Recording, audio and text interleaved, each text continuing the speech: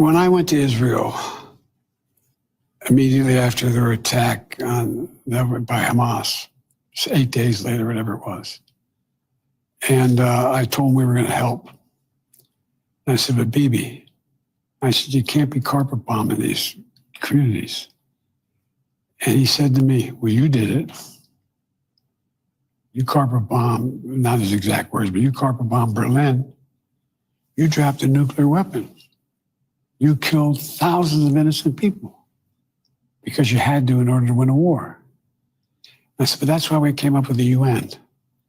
New deals by which what we would do relative to civilians and military. So he was comparing 21st century war tactics, battle tactics, with World War II. Well, what he was really doing is he was going after me for saying you can't indiscriminately bomb civilian areas, even if the bad guys are there.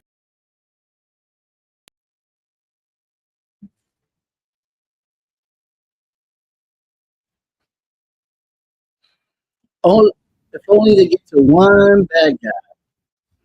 The bad guys are there. The bad guys. The bad guys. Biden is finally leaving the building, everybody. And I'm just very, very excited. And also sad as well, too, because of who's coming after him.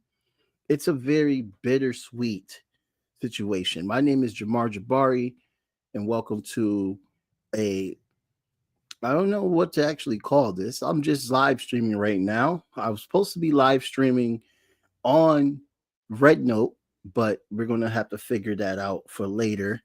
So right now I'm live streaming on my favorite platform that's about to get ostracized, TikTok. And I'm also live streaming here on YouTube and also on Facebook. But screw Meta, though. Real talk. I don't like Meta. So everybody in the comment section below, here in TikTok and here on YouTube and Facebook, wherever you're watching me at, how's it going? I hope all of you are having a really good day. Now, on the TikTok live stream, guys, my apologies. You're not going to be able to see my screen when I show videos, unfortunately. But you will hear the sound. You definitely will hear the sound. I can guarantee you that much until I get better equipment. So please like, share.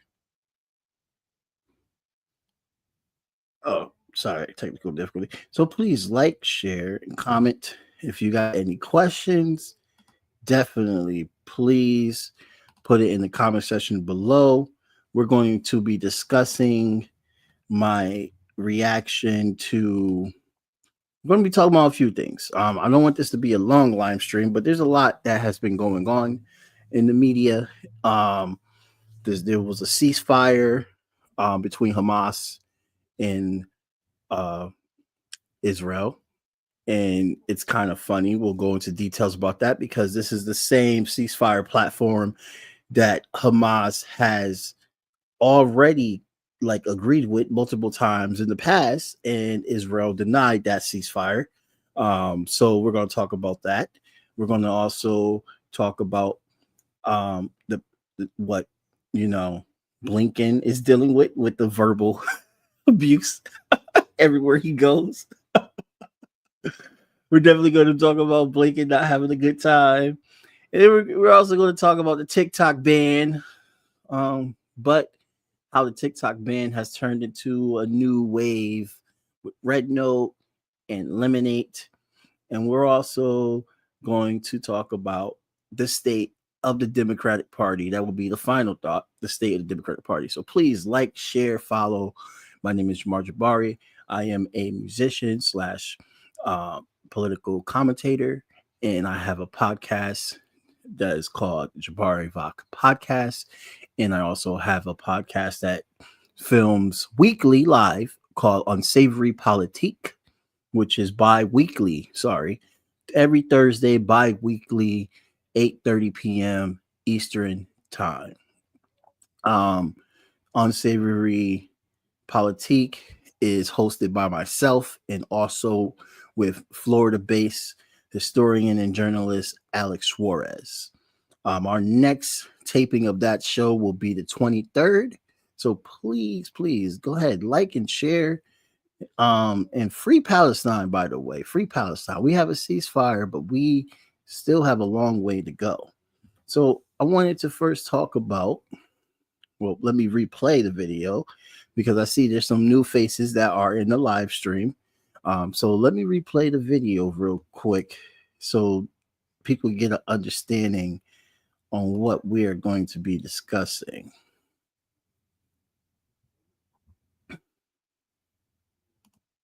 And make sure I put my speakers on output so people in the TikTok community can hear you. Again, TikTok, you won't be able to see the video that I put up on the screens, but you'll be able to hear, which is the most important part. Okay.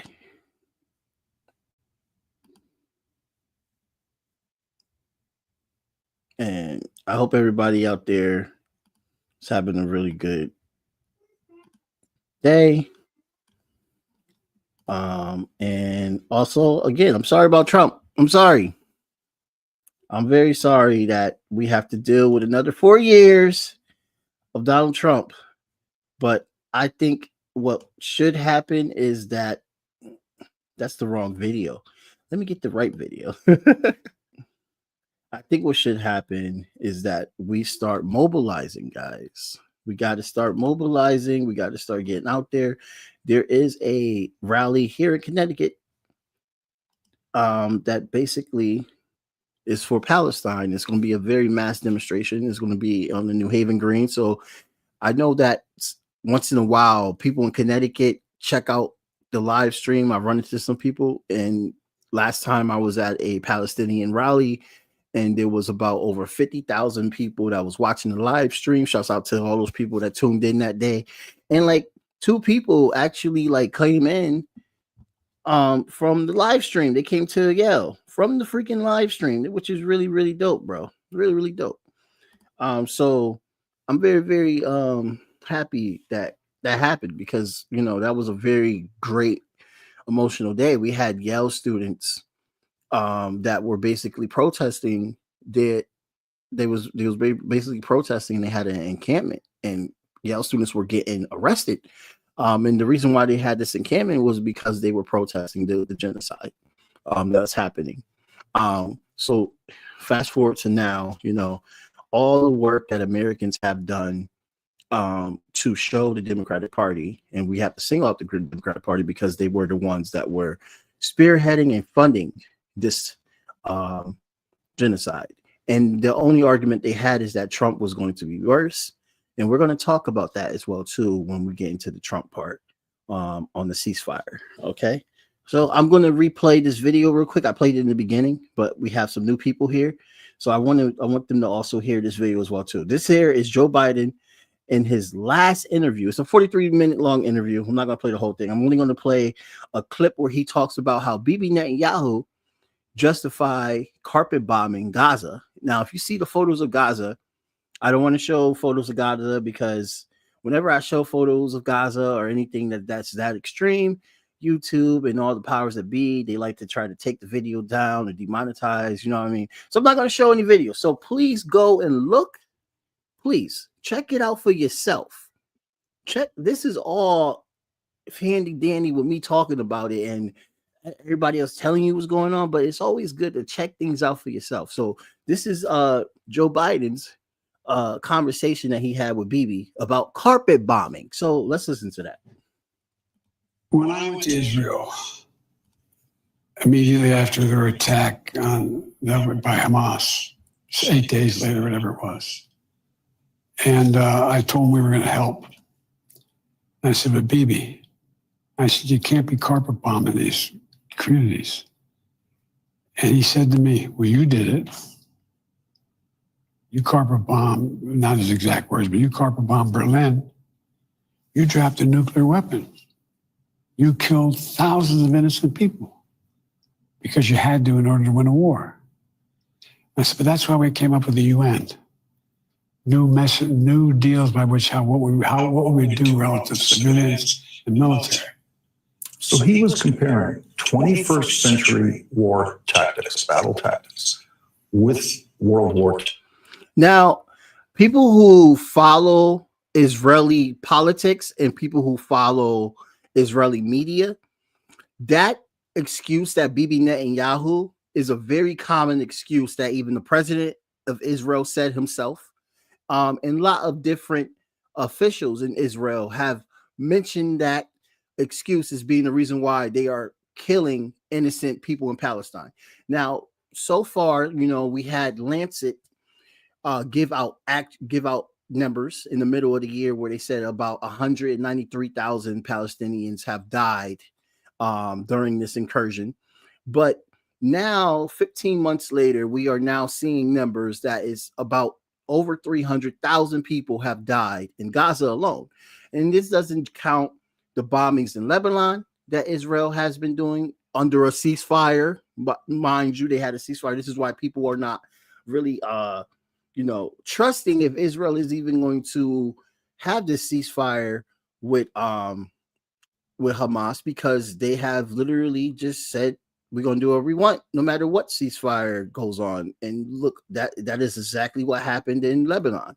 And we also know that they were a part of the operation with the overthrow of the Assad government in Syria. The West Bank, they have captured and put into camps hundreds of Palestinian children and women, just like how thousands of Palestinian children and women have been captured and put into camps as well too, in Gaza. So the trust, what is the trust? I mean, they announced the ceasefire, that the deal is going to happen yesterday. And then we also get reports that, the deal starts on Sunday. But while we're waiting for the deal to start on Sunday, they already killed 81 Palestinians when they bombed a few houses yesterday. So the bloodshed continues. And I stand in solidarity with the Palestinian movement and the people who are now celebrating that this ceasefire is now happening, because you don't understand how long they've been waiting for this. And this is just not the end. This is what Joe Biden doesn't get at all, neither. This doesn't solve anything.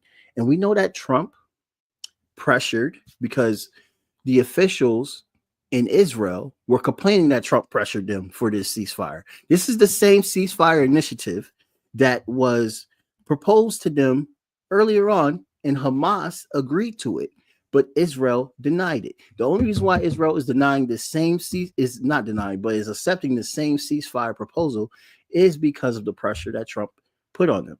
And why am I saying it's all Trump and not Biden that got the ceasefire plan? Because it came out of the mouths of the officials in Israel, who also said that it was Trump that pressured them to take this ceasefire. That's not coming out of my mouth. That's coming out of the actual mouths of the Israeli officials, who are complaining that Trump forced them to make a deal. And you are seeing protesters right now in Israel where thousands of people are complaining about how there's a ceasefire and they still want bloodshed. Again, I'm not the one making these assumptions. I'm telling you exactly what you could go and see on your own phone right now. And of course, I cannot show you this. Sorry about that, guys. Let me put my phone on do not disturb. There we go. People stay bothering me. I'm not telling you at all false information. You could go and look for yourself. It's all on TikTok, because these Israeli soldiers love to post things on TikTok. They love to show their war crimes on TikTok, and then they get mad when they can't travel. They get mad when they can't travel. Why they can't travel? Because when they go to a certain country that disagrees with exactly what they've been doing and been scripted to do, they get prosecuted. Just like what happened to the brother that happened in Brazil. He had to flee to Ecuador with Malay's government. Was it Ecuador? No, it was Argentina. Forgive me. Argentina, Malay's government, because he almost got prosecuted by Brazil for war crimes. So it's not really a nice thing. It's not a nice time for Israelis to try to come back home. South Africa is not playing with them. A lot of countries are prosecuting Israelis that are coming back to wherever the hell they came from, and they're getting prosecuted for war crimes. Again, I'm not the one saying this. I'm just telling you what the reports actually are. So my thing with Biden, and he has a farewell speech. And then we're going to get into the details on the ceasefire next, after I talk about the farewell speech. Biden's farewell speech, to me, it kind of seems like he was trying to channel an Eisenhower-esque type of farewell speech.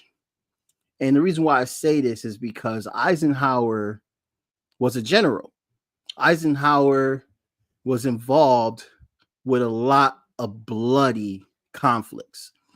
And after the end of his term as president, he gave this important speech that I think is one of the most important speeches in American history. No, now I'm going to remind you, I do not agree with what Eisenhower has done during his tenure as president, but the warning of the military industrial complex in his speech was one of the most important speeches that everyone should listen and hear and keep in your mind when you go to the ballot box or when you decide to be pro fan club for the squad or any kind of politician. We should not be making celebrities out of any politicians or being fans of any politicians. Their job is to serve us. Their job is to work for us. But they don't. They work for the oligarchs here. And what do oligarchs love? Money. And what are we really good at doing with making money? Wars. We only had 20 years of peace in our American history. We are always in some kind of conflict or funding some kind of conflict. And this is what Eisenhower words said is exactly what we're seeing today. It's a military industrial complex. And the complex must continue to make money. And how do they make money? Expansion of wars. We are a war-loving country. That's something that a lot of people have to understand. Whenever somebody says this is not who we are, I disagree with you. This is exactly who we are. And you cannot sit here and pretend it's not, because at the end of the day, blood is shed so the wealthy could remain rich and the poor can become poorer. That's just the fact of the matter of fact. That's what made me a socialist, understanding that the working class, and I'm not talking about just one part of the working class, all of the working class, the left, the right, the in-between, the moderates, the anarchists, the socialists, the libertarians, all of the working class, if we get a full understanding that we have more in common as working people, and we are a paycheck away from being homeless compared to being a paycheck away from being a billionaire, and we see that we have a ruling party that only serves the ruling class, that's when we need to come together and realize that we need to overthrow that class. I don't know how plain I can explain it, but that is exactly the type of altitude that we're in. And in the Trump era, that is exactly the mindset that we need to have. Even in the Biden era, even in the Obama era, even in the Bush era, all these eras, they were all ruling class puppets. They were not to serve us. They were to serve the rich. Obama said in his book himself, I read his book, A Promised Land, I believe it was called. He said in his book, talking about Wall Street, that he had a choice to either bail out the housing market or the homeowners, or to bail out Wall Street. And what did he do? What did he do, guys? Obama bailed out Wall Street. That's what he did. He bailed out Wall Street. He did not bail out the homeowners. He bailed out Wall Street. So remember that. That's why while he's getting his Wall Street checks and everything, and he's doing his speeches, remember why he's getting his Wall Street checks and doing his speeches. Now, Biden's speech was warning. The reason why we're talking about oligarchs and all this right now, because Biden's speech was warning us about oligarchy. And Biden supports the oligarchy. Biden does everything he can for the oligarchy. Biden is quoted saying that he was literally putting himself out there earlier in his career as a politician to tell them, give me money and I will do whatever you guys need me to do. He literally told these oligarchs that. And now, on his last term, because he's not getting a second term, on his last term, he's warning us about the people he's been serving for the last 50 years he's been in the White House. Isn't that like ironic? Last 50 years he's been in DC, not just the White House. So the Senate, you know what I mean, and so on and so forth. Isn't that so ironic? He's literally now calling out the corruption of the rich after he has been such a strong puppet for the rich for so long. Like, that's absolutely insane. And people are going to remember him saying these things. Why are human rights organizations now saying that Joe Biden administration has double standards in human rights?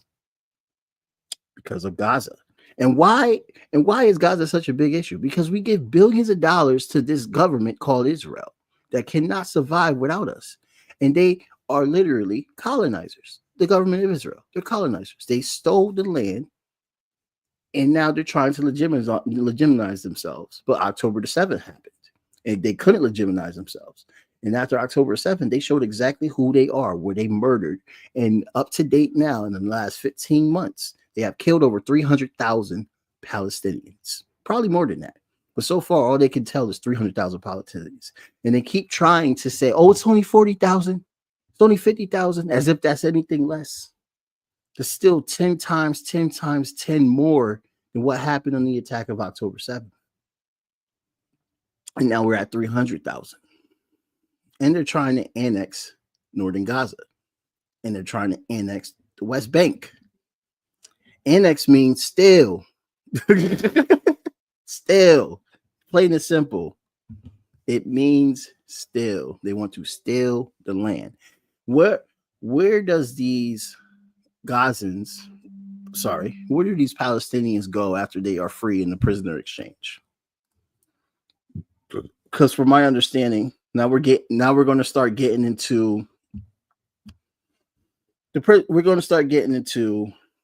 the details of the ceasefire.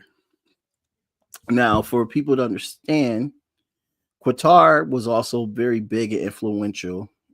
The country of Qatar was also big and very influential in the ceasefire. They wanted to make sure that they were a part of the negotiations, and I want to tip my hat off to Qatar. I really do.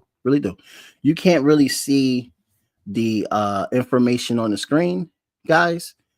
So I'm going to just give you a read for TikTok. If you're not on TikTok, you can see the information on the screen. All right. So basically, January 19th, day one, I'm going to quote Al Jazeera. The name is Tariq Abu Azuma. I hope I said his name correctly. Reporting from Deir el Bala, Gaza Strip, said the situation on the ground is a mix, cautious relief, hope, and lingering grief. Civilians are still absolutely afraid regarding the expansion of the scale of attacks in Gaza in the next 72 hours, he said. At least 80 Palestinians have been killed in Israel's air raid since the ceasefire deal was announced on Wednesday.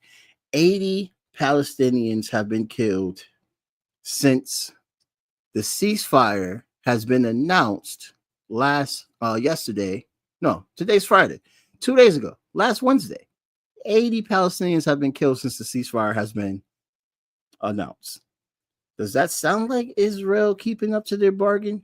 How are we so sure that the ceasefire is going to stay in place on Sunday when they're already trying to pick people off still now? I don't know. We'll find out next time on Dragon Ball Z. I fucking guess. All right. So that was day one. Now, the plan I'm going to skip down because these are all plans that Al Jazeera basically put out. So we're definitely skipping days. I'm just going to show you what they put out. So for the 25th, this is for January 25th. This is the plan if the ceasefire stays in motion by January 25th. On the 7th day, internally displaced Palestinians will be allowed to return to northern Gaza. And by the way, northern Gaza is in rubble. So they're going to return to rubble. And hopefully they have tents. I want people to remember that when these people go back home, they're not going back home. They're going back to rubble. So imagine you was kidnapped or you was displaced because of the Israelis, and now you're allowed to go back home, but you don't go back home. You're going back to your home in dust, in rubble, in dirt, bodies everywhere. That's your home. So you're gonna have to build a tent or something to survive, right?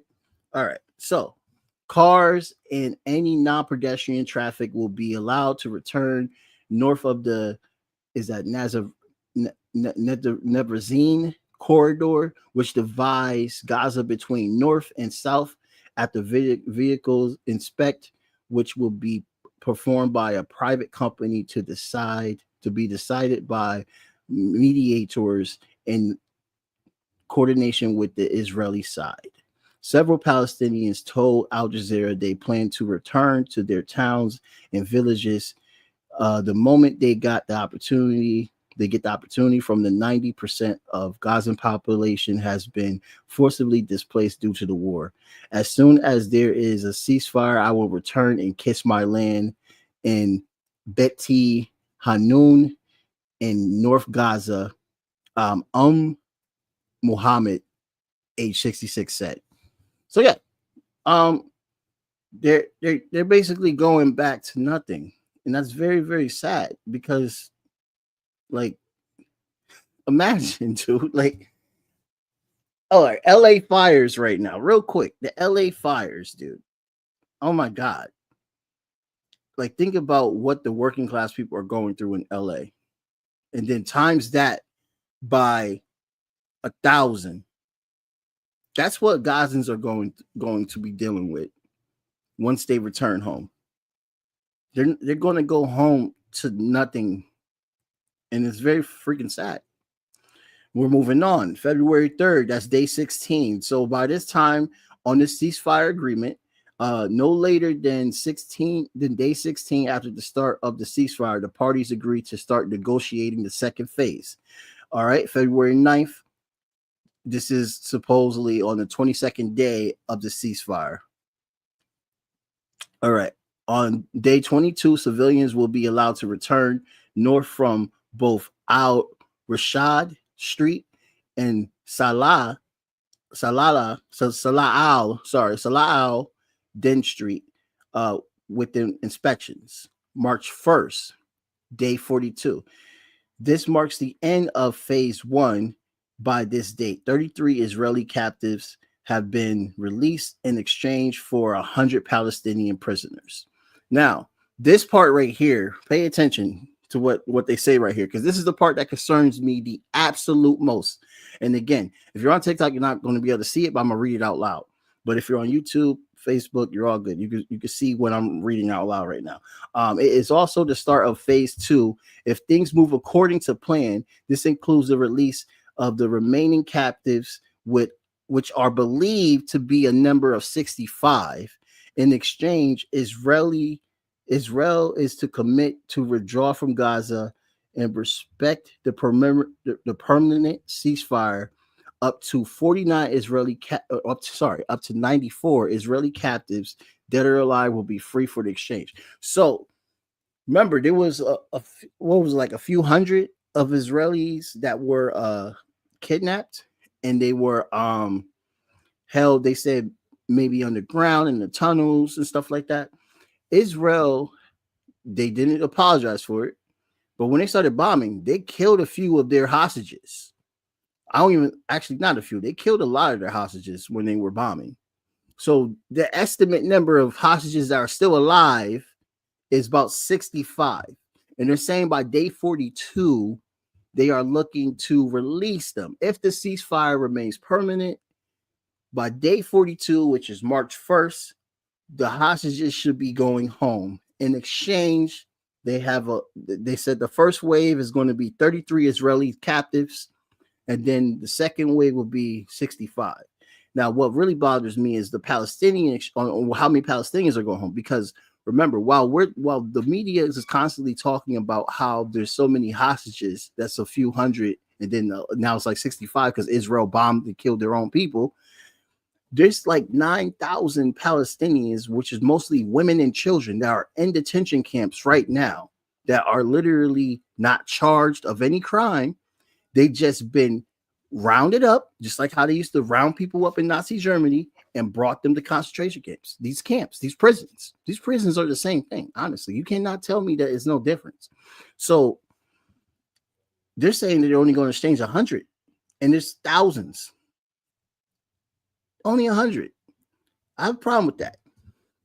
All right, let's keep moving forward. Like, we got kids growing up in jail. Are we okay with children growing up in prison? Is that the new norm?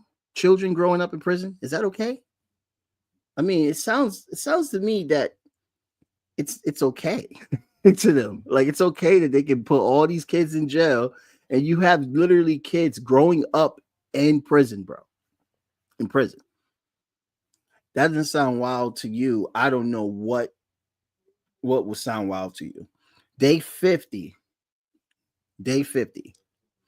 By this date, Israel should have completed the full withdrawal from its forces from the Philadelphia corridor. So from the Philadelphia corridor, Israel should have removed their forces. So Israel's planning on staying in Gaza and withdrawing within, I mean, looks like they're not going to be out till like March 9th. So they're going to be doing it in organized style, I guess. I mean, they should just fucking leave from this point because they have done nothing but just murdered 300,000 people. But whatever. I mean, the deal's the deal. And, you know, I mean, this is a deal that literally Israel themselves have been denying and Hamas has been approving. But now, since, you know, they complained about how Trump literally forced them to make this deal, now they got to do the deal. I just think they should leave sooner than that. But at the end of the day, it is what it is. And then lastly, now this is when April 12th, 84 days in. This is like the week of my birthday. I know it has nothing to do with what we're talking about, right? I turned 33. I'm excited. Whatever. So day 84, April 12th, supposed to be the final phase of this ceasefire. This is when the third phase should start. Details are still unclear. Should be conditions of the second stage to be met. Should the conditions of the second stage to be met, this is when bodies of the remaining captives should be handed over in return for a 3 to 5 year reconstruction plan to be carried out under international supervision. So if everything, which we don't know if it's going to really go according to plan, if everything goes according to plan, there will be a reconstruction period under international supervision. What the hell does that look like? I don't know. Because at the end of the day, the UN, as much as it tries to be more moralistic now, they betrayed Palestine. But I hope the UN and whoever is this international supervision is more fair and fully understands the situation, because let me finish the last part before I say what I say. This is currently there's currently no agreement over who will administer Gaza beyond the ceasefire. So no one knows who's going to be running Gaza after the ceasefire. But guess what the U.S. said? The U.S. has pressed for a reform vision of the Palestinian Authority to do so. Now, if you know anything about Palestinian history, the Palestinian Authority is not popular at all in Gaza. They are not going to be okay with that. They're not. And they have every reason to not trust the Palestinian Authority. Don't get me wrong. And also the hostility. Let me take this off my screen.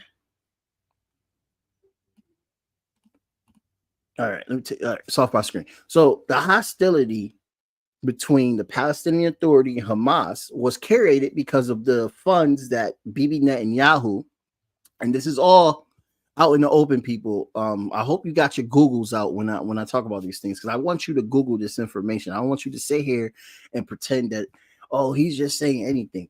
Bibi Netanyahu said himself that he put funds back in the day to Hamas because he wanted to split the solidarity between Palestinian organizations. So Hamas was used to keep West Bank and Gaza separate instead of West Bank and Gaza coming together for, rebuilding Palestine. This was a divide and conquer plan that the Israelis invested into. You get what I'm saying? This is all information out into the open. Nothing I'm saying should be new to people if you fully been looking into this. Nothing I'm saying should be new to you.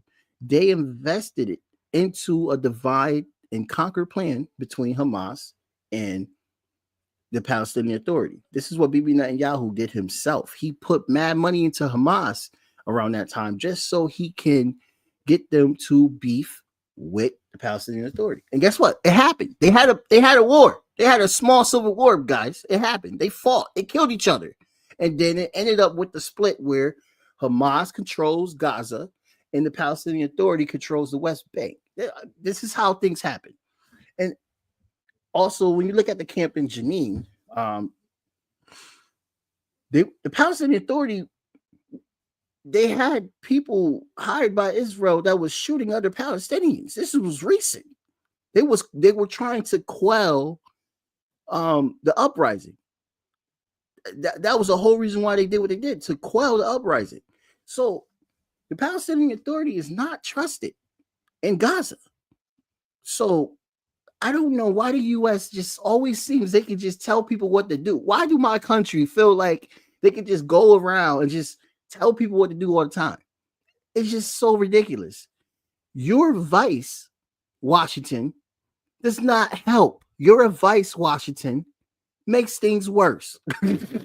I just want DC to know that. Your advice does not make the world a better place. Your advice makes the world worse. I just want you to, I wish DC fully recognize that nothing they have given of advice actually is valuable information and never helped to begin with, but whatever. Anyway, let's move on, because I don't want to be here all day with you guys. I know you guys got a lot of shit going on, so let's talk about the TikTok ban. I'm gonna be quick on this because I really don't have much to say about this TikTok ban. It is what it is at this point. I think at the end of the day, the Americans, working class, and the American influencers, our voices have been heard regardless. The Senate wants to ban TikTok. It looks like it's going to happen in 2 days, January 19th. And then we had a ruling from the Supreme Court today. The Supreme Court upheld the ban, guys. Now, the only way that TikTok does not get banned if somebody buys the shares of ByteDance. They take away ByteDance and they stay in the partnership with the original TikTok owner. That's the only way TikTok can survive, if ByteDance sells away. And there are already billionaires that are already looking into buying TikTok. Mr. Beast was mentioned. Please, no Elon. We don't want Elon. We don't want Elon. I don't want Elon. You don't want Elon. Nobody wants Elon Musk to buy TikTok. Nobody. Do not do that. I hope he's not interested. Mr. Beast, kind of weird. I don't know. Mr. Beast is a YouTuber. He's a billionaire. But I don't know if I'm seeing Mr. Beast, buying TikTok. Because it's like, bro, like, I mean, I get it. You're a billionaire. You can hire people. But it's like, you're like, owning a social media platform is really not your thing. Thanks for the likes, Payne Brian. Thank you so much. Thank you so much for the likes, brother. TikTok, I don't know. I feel like there's gonna be somebody that's just gonna come out of nowhere. I really have a good feeling. But how do we feel about them, TikTok? How do we feel about the Americans literally just like this is racist? I just want y'all to know this is racist. The owner of TikTok is from Singapore and he is an American veteran and he lives here. He really the only connection he has to China is just business connections, just like every other rich American asshole has business connections with all these other countries around the world, especially China, and they don't get ostracized. They see an Asian face and they're just like, oh no, and he's connected to a Chinese company. TikTok doesn't even operate in China. You know what I mean?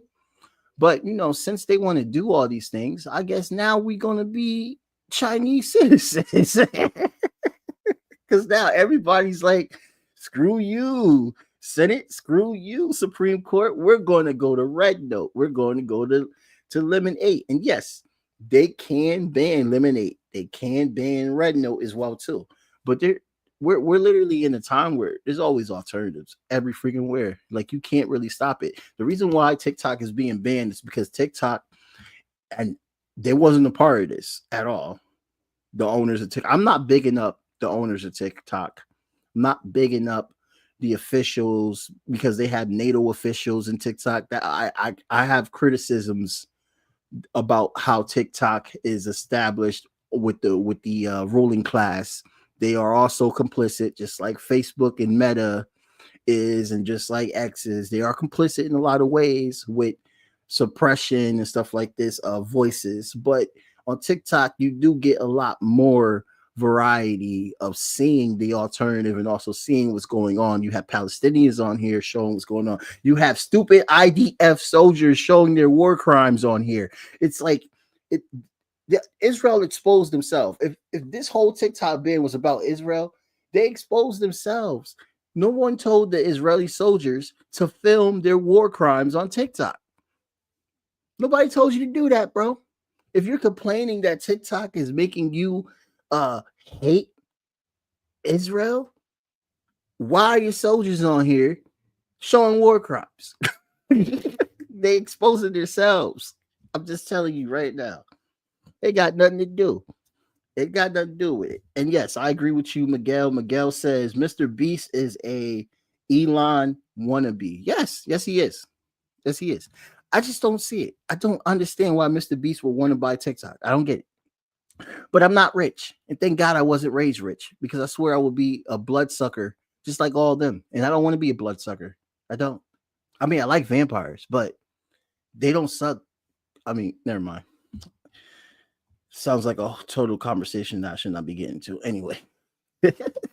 Lastly, let's talk about Blinken. So Anthony Blinken, who is our as of 2 days, he's our Secretary of Defense, and he likes to remind people that he's Jewish. But a lot of Jewish people have been telling him that you need to stop using our religion for masquerading women and children. We don't stand with that. And he seems to not get that.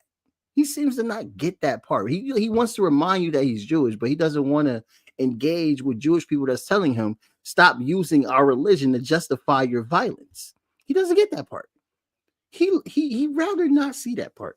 So he had an issue because, he likes to remind people that, oh, I like to hear your criticisms and I take your criticisms with respect and blah, blah, blah. It's like he adds it, like Blinken, it's like he just wants to just, piss people off like 24/7. It's like, oh, I want to hear your conversations, but then I'm gonna drag a journalist out. Look at this. I carry with me. Miller says he doesn't know about the Hannibal direct. Again, I'm happy to address questions in just in a few more minutes. I look forward to answering questions in a few more minutes. Thank you. Thank you. Thank you. Thank you. I look forward to answering questions. Thank you. Sir, would you like to get sorted out? Go away. Thank you. They want to I look forward escort to him asking out questions in a because he minute. doesn't want to Thank you. answer why he's complicit in genocide. Everyone will have an opportunity to ask questions in just a minute. Thank you. So, Explicitly told me he will not answer my questions. I'm justified. So-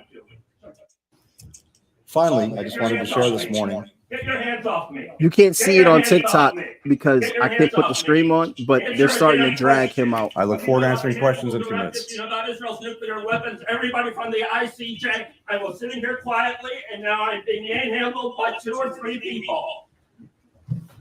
You're pontificating Oh, they're about a not free showing it. They're press. keeping the You camera pontificate on about a the free punchable press. face of Anthony You are Blinken. hurting me. You are hurting me. You are hurting me. It's so punchable. After being told Please- by Like, Miller that he will Google not his answer my face questions and until see I how ask him. Please, sir, punchable it is. respect the process. We'll have an opportunity to take questions in a few minutes. Wasn't the point of the May 31st statement? Respect the process. Respect that I want to bomb and kill women and children as much as I want, and we'll hold your comments about you mad at me bombing and killing women and children later on. But I also did mention that I will answer your questions earlier on. But since you asked the question I don't want to hear, we're going to drag you out, a respectable journalist that's really, really well known in DC. We're just going to drag you out because now you're causing problems. You know, you can't be telling us that we can't be going around bombing and killing people on national TV because that makes everyone look at us like monsters. So we got to drag you out, bro. We got to drag you out. That's literally what Blinken just did. Oh no, we're not done. I got another one. I got one more for you. Blinken's been having a week, man. He's been having a week. And before I play this video, I'm telling you, a lot of people are saying that Biden was not even like really involved in a lot of things. And the people that was really running the show was people like Anthony Blinken, calling the shots and stuff like that. And Blinken already told you that, you know, he sees himself as, you know, as a Jew, we have to burn and kill all those Palestinians. But other Jewish people are telling you, don't do that in my name. How dare you use that as a reason? You are just a Zionist. Zionism is a political ideology. It has nothing to do with Judaism at all. But they use that to try to scapegoat their war crimes. Like, it's absolutely ridiculous. Here's another one. Now, this is Max Blumenthal, who is also Jewish, and his father is in the deep state, worked under Democrats, so he has a lot of experience of talking about these geopolitical issues, especially when it comes to Israel, because he's Jewish himself.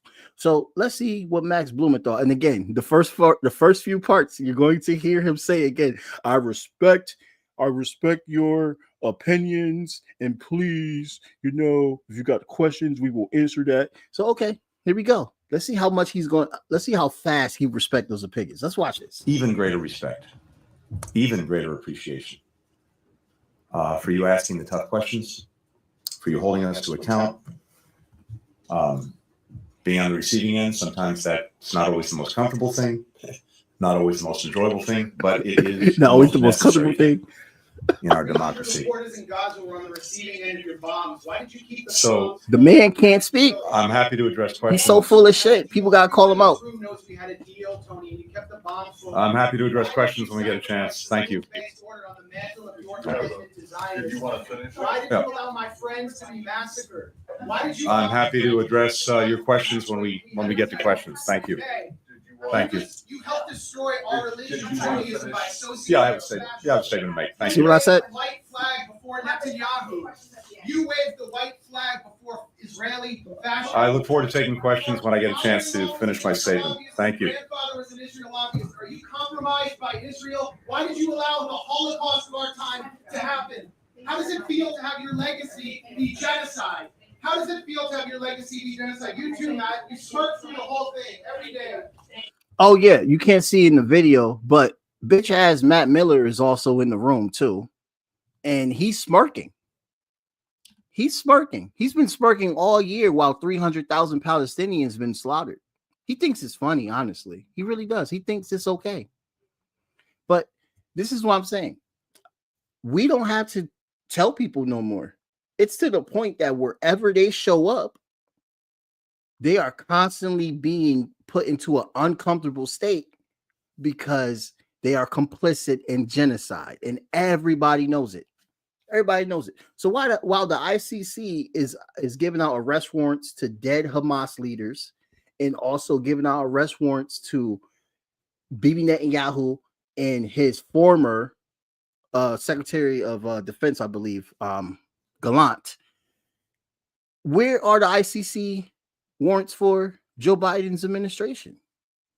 Where's the ICC warrants, arrest warrants for Biden, Kamala Harris, Anthony Blinken, Matt Miller? We got a list of people that should be also on that list, in my opinion. I mean, it seems like everybody agrees that shows up to these events and tells these people about themselves. Wow. I'm just saying, isn't it crazy how America just seems to brush this aside? You know, 1 year we're over here funding genocide, and then while we're funding genocide, we're telling y'all China and Russia is the problem. China and Russia is the real problem, guys. Please don't listen to what the progressives and the journalists and the UN and Amnesty International, Human Rights Council, even the human rights organizations in Israel have been saying that this is a genocide. They're even calling out the Biden administration and saying that you are showing double standard. Is he showing double standard? Yes, the fuck he is. Yes, the fuck he is. So it's like at the end of the day, like this year, it's 2025 now. So I'm talking about 2024.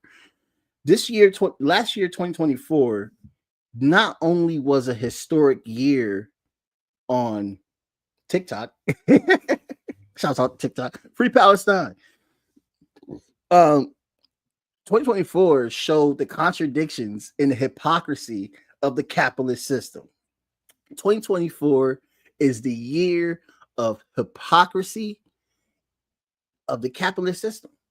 Because while they sat here and told you who are the bad guys, who y'all should fear, China wants to take all your information while we're already taking your information and selling it to other people. They use our information as commodities. They use our data as commodities. They make millions of dollars off of selling our data without our consent. And they got the nerve to say, oh, but China's going to do it too. So we need you guys to be afraid. Don't be afraid of us stealing your data. Be afraid of a foreign government that has no evidence of them stealing your data. Be afraid of that while we steal your data. Thank you, America. America is just so hypocritical, bro. They lost every single standing this year that they ever had. Lastly, before I end, I want to talk about the Democrats. This is why we're going into this. The Democrats, they are still trying to dictate when they should be having a dialogue. Now is not the time for dictation. Now is the time to have a dialogue. Let's talk about why you lost. And the orange asshole won. How you can't beat Trump? How? The man comes out and says something racist every time he opens his mouth. You can't beat him. You can't beat Trump, of all people. You can't beat Trump. Now we got a majority Republican Senate, a majority House of Republicans, and Donald Trump. 3 branches he has full influence in: the president, the Senate, and the House. This is the biggest L the Democrats ever took. 15 million people stayed home because they didn't believe in what Kamala Harris was saying.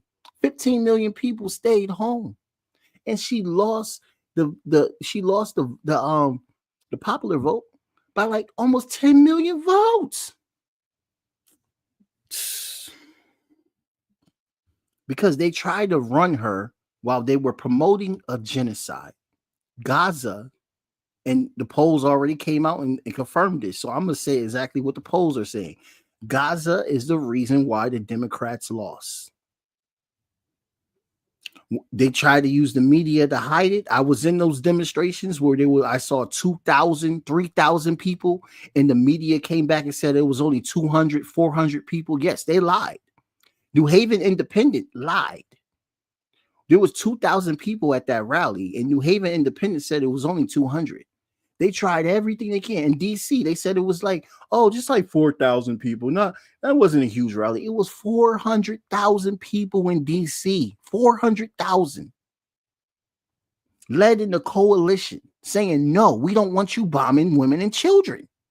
We don't want you removing people from their lands. We don't want you supporting Israel. Why is Israel such a priority in this country? This is the United States. This is not the United States of Israel. Last time I checked. That's why the Democrats lost. That's why they lost.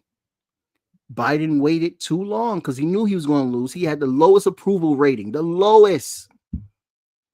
And there's talk that Obama wanted to do a primary, but Biden didn't want to do a primary. So instead, he endorsed someone who tried to run in 2020 and only had 2%. 2%. She only had 2%. She dropped out with 2%. And now you think that she's a presidential candidate? No, you should have did primaries, Democrats. You should have did primaries, Democrats. You know you should have did the primary. But it's okay now. Because now we all got to suffer with Trump. While y'all point fingers at everybody else but yourselves. It's the black man's fault. The black man didn't want to vote for Kamala Harris.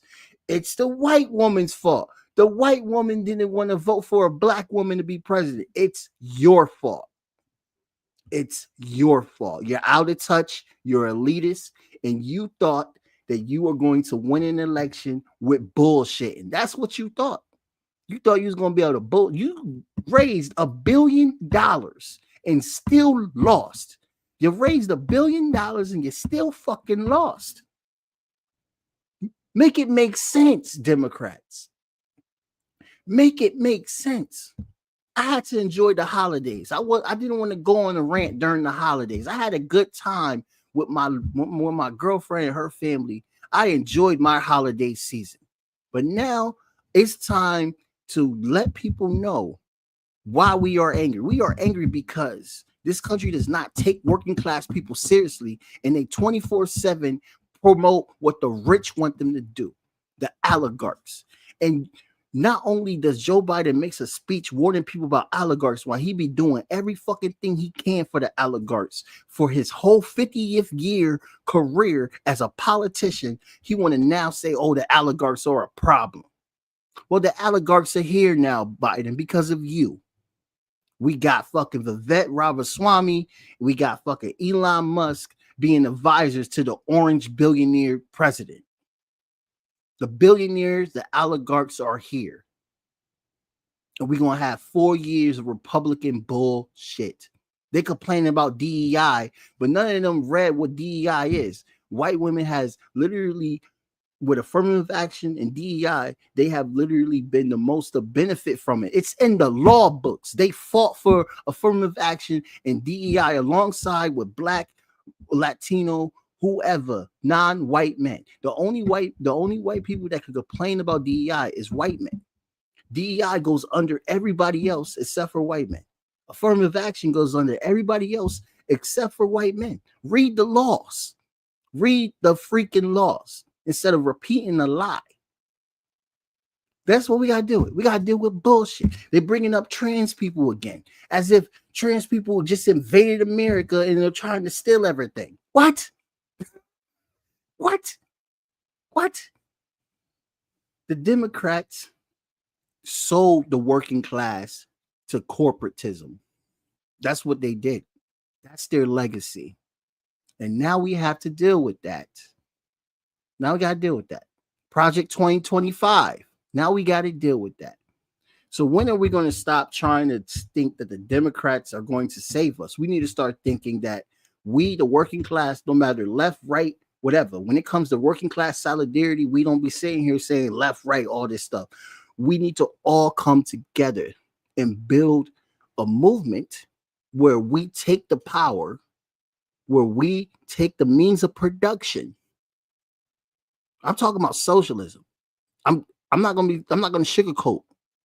Capitalism has shown its hand, and all it wants to do is just enrich the oligarchs and continue on wars, promote genocide. Look at LA. Climate change. Look at LA burning. Who ever heard of anything happening like that? That's what capitalism wants. That's what capitalism wants. They want the norm to be bloodshed. They want the norm to be climate disasters. They want the norm to be Project 2025. They want the norm. They want to blame immigrants.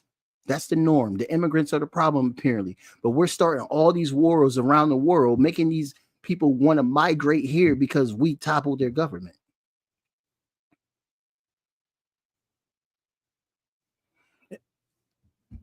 That's what they want. So if you were watching this live stream and you thought this was going to be like a very nice conversation, I'm sorry that I depressed you. I'm sorry that I depressed you. You know, it's been a while since I went live on TikTok. So hello, everybody that's been out there listening to what I have to say. And I see I got some new followers. Thank you so much for following. Thank you so much for liking. I would say in this situation, I will go live again, but we don't know what the future holds for TikTok in the next 2 days. Follow me on Red Note if you like what I'm saying as well, too. Still follow me on here, but follow me on Red Note if you like what I'm saying here, too. And to people on Facebook and YouTube as well, too. Thank you so much for checking it out. Thank you, Miguel, for being a part of the conversation. Miguel got another comment. Let's see. Yeah. So he says that his reaction to the reporter being dragged out. Yeah. The Blinken's reaction to the reporter being dragged out was just very disgusting. Very, very, very much disgusting. Thank you, you. Thank you. Thank you so much for the support. Thank you for the likes, everyone. Anthony Blinken his legacy is tarnished. Biden's legacy is absolutely tarnished. All these people care about, this will be my last thing because I'm already here for an hour. All these people care about is legacies. You have to understand how these people think. You know how when you go to school and stuff and you're worrying about your career and you want to make sure that you have a good career? Think about that times 10 with a big ass ego and you have an elitist mindset where no one can tell you nothing because you're backed by the largest country in the world in economic wise, the largest country in the world economic wise. You're backed by them. So you feel that whatever you say, whatever you do is right. This is how they think. They believe their own propaganda. You know what I mean? The propaganda they feed us, they actually believe it and they move directly according to that. For instance, lastly, NATO said, the NATO Secretary General literally came out and said that Russia is producing 10 times. Was it 3 times or 10 times? Please look it up. I don't ever want to say misinformation, but he said that they basically produce 3 times the weapons production than what NATO does. The American media doesn't say that. They don't say what the Secretary General says of NATO. They say the opposite of what the Secretary General said. They said Russia is running out of missiles. So how is NATO Secretary General saying that Russia is producing 3 times the amount of weapons, and the American media is saying, oh no, they're running out of weapons? No, they're not. No, they're not. They believe their own propaganda, dude. They believe it. And they tell you lies while they believe the lie that they just made. Like, it's very, very, another lie. Jan Stoltenberg, who was the head, I don't know if he still is now, but Jan Stoltenberg, who was the head of NATO, said that Putin had no plans whatsoever to invade Poland or invade any other country in Europe. The head of NATO said that multiple times. What did the Americans say? Putin wants to bring back the USSR, the USSR. Putin doesn't even agree with the USSR. If you read and look at his speeches, he literally talks junk about the USSR. He wasn't communist to begin with. He's the richest man in Europe. He's a capitalist. This is what I'm saying. Europe says one thing, the US just makes up a whole fucking story. Then they got all these liberals. Sorry, liberals, I gotta get on you because y'all were the ones that been doing the most fuck shit last year. Then you got all these liberals freaking out. Ukraine deserves to defend themselves. Blah blah blah blah blah. And you don't know a damn thing about what Ukraine was. Ukraine in the media before Putin even invaded was called the most corrupt nation in Europe. You damn straight never even read that it was a corrupt nation. Why are you defending a corrupt nation? You don't even know anything about this nation. You defending it like as if you know them. Like the double standards, bro. And that's why the Democrats lost. You gotta understand that. They lost because people are not believing their bullshit no more. Okay? They had their chance with Bernie Sanders, and they should have put Bernie Sanders in. They should have let Bernie Sanders win. But no, they didn't want to let Bernie Sanders win, guys. They didn't want to do it. They didn't want to do it. And now they're complaining. They want to point fingers at everybody else. You have became out of touch. You have became a pro-war, pro-corporate party. You just blew. You might as well be Republican at this point. You just blew. That's the only difference between you and the Republicans. You got different colors on at this point. So I don't even want the Democrats to survive. I want them to fall on their face. I want the Republicans to fall on their face because they're having their little interwars right now too, which I want to talk about on the show next week. They're having their interwars where, there's the white supremacist Republicans that are mad that Elon Musk and Vivek Ramaswamy are saying we need to have immigrants here on work visas and all this stuff. And the white supremacists are like, no, you guys, the reason why we voted for you because you said you was going to deport millions of them. How are you going? There's no way in hell. You could do thousands. I mean, Obama set the record of deporting the most people out of the country, but it wasn't millions. It was thousands. Trump didn't even get anywhere close to that when he was doing his bullshit with ICE his last term. So do people really believe that he can remove 1 million people that were immigrants out of this country? No, they're bullshitting you. They're bullshitting you. Go on Red Note. Go on Red Note and follow me. Go on Red Note and follow all your friends on TikTok. Let's keep the conversation going. Let's not stop. Because now we're seeing that we don't need this government to tell us what to think.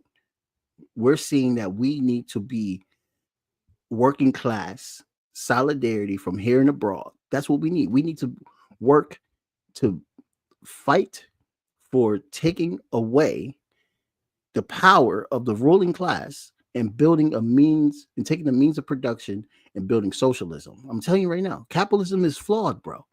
Capitalism is flawed. 2024 literally has shown that they are all contradictory. They're hypocrites. They don't care about the working class. How many disasters have happened in 2024 and have any of those been addressed? No, we just been sending money to Israel 24/7. Wow. Maui's going through what the fuck they was going through. South Palestine was going through what they was going through. Look at LA. Do we need to start naming all these? My parents live in Asheville. My parents are pastors in Asheville, North Carolina. And we all know what happened in Asheville. Like all this money going overseas. All this money going overseas, dude. Where is the help for us, for the American people? The people that pay all this money, the taxes, we give all this money to them and they throw it over to Israel or Ukraine, a losing war, which they're now admitting that the war is losing. They've been lying so long saying that they were winning. And now they're admitting, nah, They're not going to win. They're not going to win. It's over, guys. It's over. It took them so long to admit. We progressive and socialist reporters have been telling y'all since the war started. I've literally had Ukrainians on my show. I literally had journalists that visited Ukraine on my show telling y'all that they're losing the war. Telling y'all Ukraine's losing the war and Zelensky's going to become a billionaire and he's going to leave, probably go to Israel, maybe Miami, because that's where a lot of dictators go. And yes, he's a dictator now because he's not supposed to be president anymore. He's supposed to do an election, but he's not doing an election. And he's blaming Russia for the reason why he's not doing an election. But that's a conversation for something else. But Zelensky is just going to leave Ukraine in debt because Ukraine's not going to be able to pay any of that shit back. And yes, Biden have given some forgiveness. Don't believe that he forgave all that. America doesn't forgive every single cent they give you. When in our country's history have we ever just forgiven large amount of debt? You name a time. You find a time that my country actually forgave a large amount of debt. Name a time. Go ahead. They might as well just be the 51st state before Canada joins. Seriously. But yes, if you like my commentary and what you are hearing, my name is Jamar Jabari. I am the owner of Jabari Vok Media, where we have 3 shows. Studio 3A, which is going to be a new episode coming out next week. Also, bi-weekly show every Thursday. The next episode will be the 23rd. Unsavory Politique. Please go on my link tree on my profile. Thank you so much for the follows. Thank you so much for the likes. Thank you so much. I really appreciate it. And also check out Jabari Vok Podcast, where we talk about music, politics, and culture on that as well too. So I'll be signing off. Follow me on Red Note and Lemonade. I might do Lemonade. I gotta look at the app. People are telling me, yo, do Lemonade. And I'm like, but Red Note looks cool too, though. So, until then, guys, and to everybody on YouTube and Facebook, thank you so much for being a part of the conversation. Thank you so much, Miguel, for also giving me some things to get mad about in the comment section. Really appreciate that. So definitely have a really good day, everybody. Blank period, yeah. On my black, brown, and indigenous. Gotta holler if you really feeling this. Gotta holler if you really real enough. Other rappers is delirious. Yeah, it's really that serious. Better holler if you really feeling me. I gotta keep it 100, ayy. If you don't like it, then fuck it, ayy. We gonna win in the end, yeah, we gonna live in abundance. I gotta keep it 100, ayy. If you don't like it, then fuck it, ayy. We gonna win in the end, yeah, we gonna. I gotta keep it 100. We gotta stop all the stunting. You know we coming from nothing. Yo, you talking about money, you bluffing. We gotta do something different. We gotta change how we live in. We gotta do better for women. We gotta do better for children. We gotta listen to victims, whether Jewish or Muslim or Christian. It doesn't matter your religion. You gotta stand against the system, or else you just another villain. How you just sitting there chilling?